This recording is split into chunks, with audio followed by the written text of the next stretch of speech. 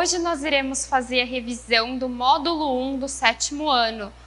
O módulo 1 que vai tratar sobre o renascimento.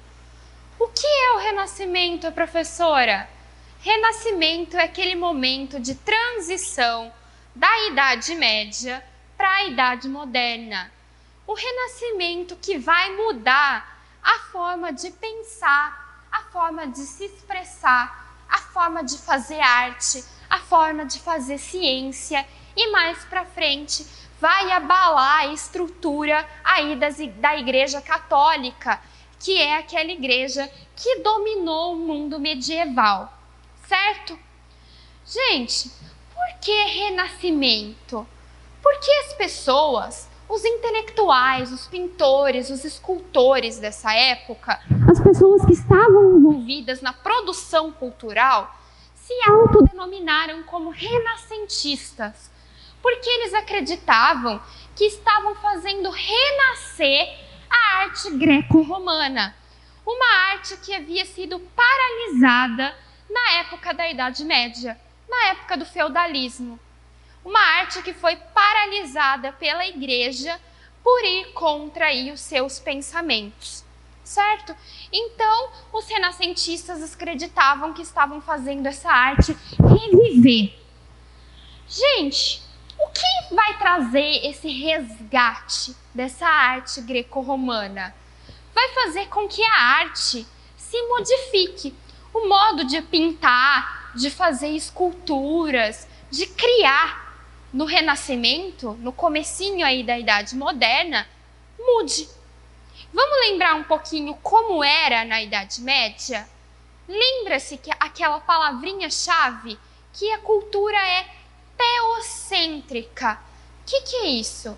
A produção cultural era feita para Deus e voltada a questões religiosas. Então nós tínhamos as iluminuras, os mosaicos, tudo voltado aí para a questão religiosa. Agora isso vai mudar. Vão ser implementadas novas técnicas e novos temas. Preocupação com o homem. O homem vai voltar a ser valorizado, não somente Deus e a religião. Retomada de temas greco-romanos, como natureza, deuses, relações sociais. Valorização da razão. Galerinha, aqui eu gostaria que vocês tivessem atenção com essa palavra, razão. O que vem a ser a razão? O racionalismo é o pensamento lógico, é usar a lógica, é o contrário do que existia ali na época medieval, onde o pensamento era dominado pela igreja. As questões eram impostas pela igreja, certo? Para a gente poder acompanhar melhor essa mudança nas artes, eu gostaria que vocês pegassem a apostila e abrissem na página 4 e 5. Na página 5, nós podemos observar uma típica arte medieval. Então, acompanhem comigo, na apostila de vocês, o que está sendo retratado aqui. Virgem Maria segurando o menino Jesus, em volta, apóstolos e anjos. Percebem? Então, é uma pintura com um tema religioso. Estão todos muito cobertos. Percebe? Não tem pedaços do corpo das pessoas exposto. Não existe uma preocupação com a forma. As pessoas não estão pintadas com uma atenção. As formas do nariz, a forma da boca, a forma dos olhos. A preocupação é o tema.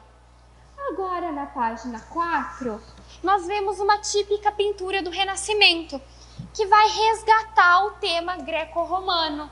Por quê? Está pintando deuses, no caso uma deusa. O nascimento de Vênus, uma deusa. Olha só, ela está desnuda, coisa que jamais seria permitido na pintura medieval, não é mesmo? Que mais? Olha a preocupação com a forma. Como os rostos retratados nessa pintura são pintados com delicadeza, com perfeição.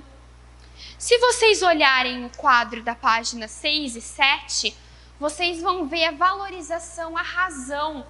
O pintor aqui está pintando a filosofia, os principais filósofos da época na escola de Atenas. Então ele está fazendo uma ode a esse pensamento racional. Percebem? Então fiquem atentos a essas mudanças. O Renascimento não muda só as artes. Com as artes vão mudar também o pensamento. O pensamento passa de teocêntrico, voltado para Deus e para a religião, para um pensamento antropocêntrico, ou seja, voltado para nós, voltado para o homem. Agora o homem torna-se o centro do mundo. E o que significa o homem está no centro do mundo? O homem é o centro das preocupações culturais, intelectuais e sociais. Então, na cultura vai se pintar o homem, esculpir o homem. Na ciência, a gente vai tentar descobrir mais sobre o homem. Os intelectuais vão pensar sobre o homem. Então, o homem vai ocupar a figura central do universo, não mais Deus e a religião, como era na Idade Média. Percebam que a gente está num momento de transição muito importante. O Renascimento faz essa transição da Idade Medieval para a Idade Moderna, certo? Gente, e é nesse momento que vai surgir um grupo muito importante, chamado de mecenas. Quem são os mecenas? São protetores das artes. São pessoas que têm dinheiro, porque na época, para financiar obras de arte, esculturas, construção de palácios e igrejas, você precisava ter muito dinheiro. Então, eram essas pessoas que financiam uma nova cultura, principalmente os burgueses. Gente, por que eles são principalmente os burgueses? Porque os burgueses, eles querem ocupar uma nova posição social na Idade Moderna. Vamos voltar na Idade Média, onde a sociedade é estamental. Ela é bem divididinha, lembram? Clero, nobreza e os camponeses. E era só a nobreza que era valorizada. Os burgueses, por mais que tivessem dinheiro, eles não eram valorizados por não serem nobres. Então agora eles querem ter prestígio social. Então eles vão aplicar esse dinheiro na construção de obras, no financiamento de artistas, para poderem ter prestígio social. Então eles buscam autopromoção e a propagação e difusão de novos hábitos. Novos hábitos que correspondem à Idade Moderna, não mais à Idade Média. Então eles vão financiar obras que mostram que os burgueses ocupam espaço, obras que mostram o pensamento racional, certo? Eles querem difundir esse novo estilo de vida. Perfeito? Então agora eu vou dar um tempinho aqui para vocês, se quiserem copiar, vou apagar para a gente seguir com o Renascimento científico. Seguindo com a revisão, nós vamos para o Renascimento científico. Lembrando, o Renascimento ele não ficou restrito às artes. Ele afetou o campo do pensamento, das ciências e até a religião. Pessoal, o Renascimento científico vai valorizar o homem e toda a sua ação no mundo. E óbvio que isso vai implicar no saber, em como o homem produz esse saber, nas artes e na fé, certo? Gente, vai se desenvolver então medicina e anatomia. A medicina e a anatomia que são praticamente as mesmas até hoje. Na Idade Média, você não podia mexer nos corpos.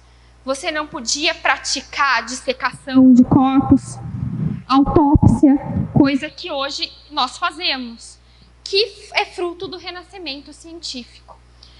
Medicina e anatomia vão contribuir muito para o saber, muito para as artes. Nós vamos passar a desenhar os corpos com muito mais proporção, com muito mais perfeição.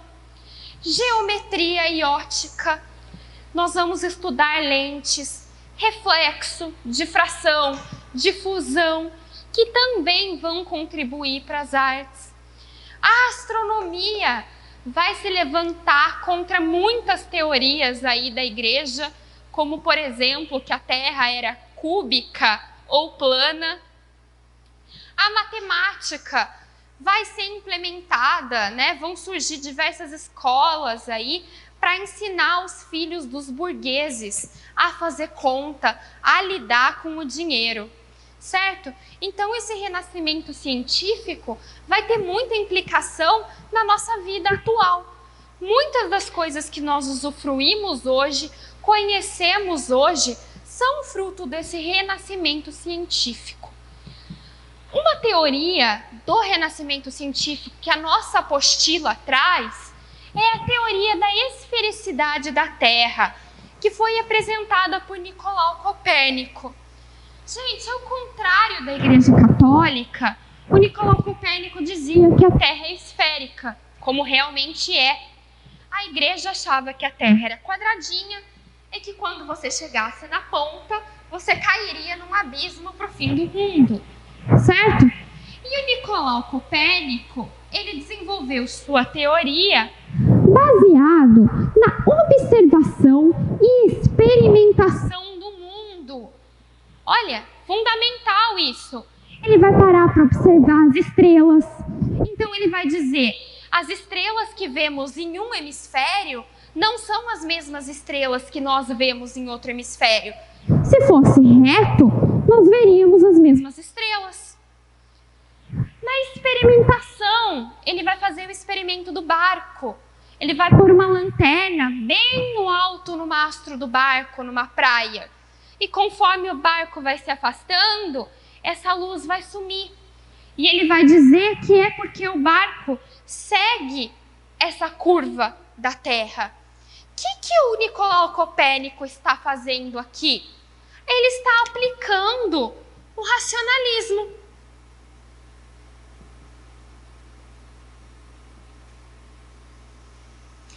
Certo? Ele está usando a lógica, o pensamento lógico, ao contrário do que era feito antes, que usava-se o pensamento e as explicações religiosas, certo? Então o racionalismo vai assumir um papel muito importante na ciência, a lógica, certo? E essas teorias, elas vão ganhar cada vez mais espaço por causa de uma invenção desse período, a prensa móvel do Gutenberg.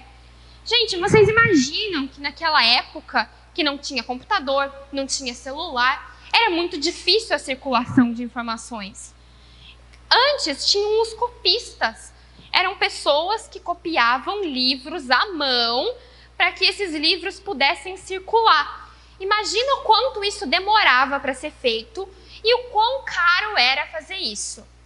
O Gutenberg inventou uma prensa onde você imprimia como se fosse com carimbos diversos panfletos. E ficou muito mais fácil, muito mais rápido e muito mais barato fazer com que essas informações circulassem. Então a prensa móvel vai ter um papel bem grande na difusão aí das ideias do Renascimento e do Renascimento científico. Por hoje é isso e nós voltamos na próxima com a Reforma Protestante.